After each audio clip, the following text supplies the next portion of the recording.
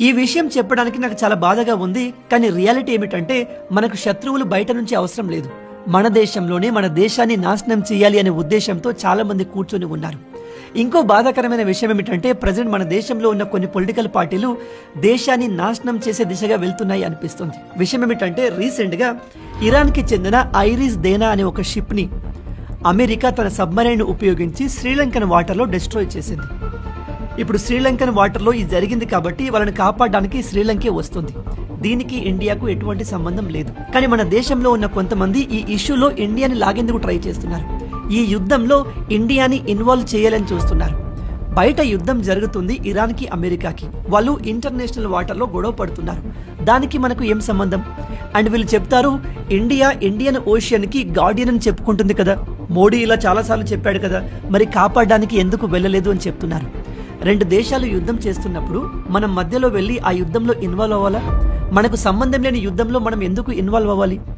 And వీళ్ళు చెప్తున్నారు ఈ ఇరాన్ షిప్ ఎక్కడికో వెళ్ళలేదు, మన ఇండియాకు వచ్చింది, అది కూడా విశాఖపట్నంకు వచ్చింది, అక్కడి నుంచి తిరిగి వెళ్తుంది, ఆ మధ్యలో అటాక్ జరిగింది కాబట్టి ఇది ఇండియా రెస్పాన్సిబిలిటీ అని చెప్తున్నారు. కానీ ఈ హాఫ్ దిమాగ్ గలకి తెలియని విషయం ఏమిటంటే ఈ షిప్ తిరిగి ఇరాన్కి బయలుదేరుతున్నప్పుడు మన ఇండియన్ అఫీషియల్స్ చెప్పారు బయట యుద్ధం జరుగుతుంది, మీరు వెళ్తే మధ్యలో మిమ్మల్ని అటాక్ చేసే అవకాశం ఉంది, కాబట్టి మీరు యుద్ధం అయిపోయే వరకు ఇక్కడే ఉండమని మన ఇండియా ఆఫర్ చేసింది.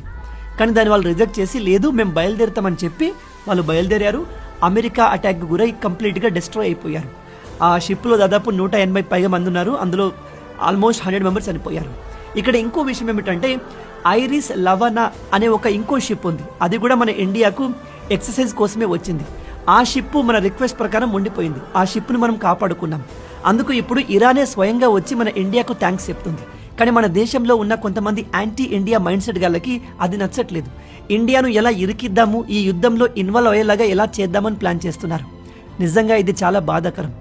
ఒక పర్సన్ పైన, ఒక పొలిటికల్ పార్టీ పైన హేట్ ఉంటే అది వాళ్ళ వరకే కంట్రోల్గా ఉండాలి. కానీ దేశాన్ని హేట్ చేసే పరిస్థితికి వెళ్తున్నారంటే దేశంలో టాక్సిటీ విపరీతంగా పెరుగుతుంది.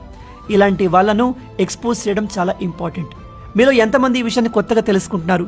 ఈ విషయం ప్రతి ఒక్కరికి తెలిసేలా వీడియోని షేర్ చేయండి. ఇలాంటి అమేజింగ్ వీడియోస్ కోసం లైక్ అండ్ సబ్స్క్రైబ్.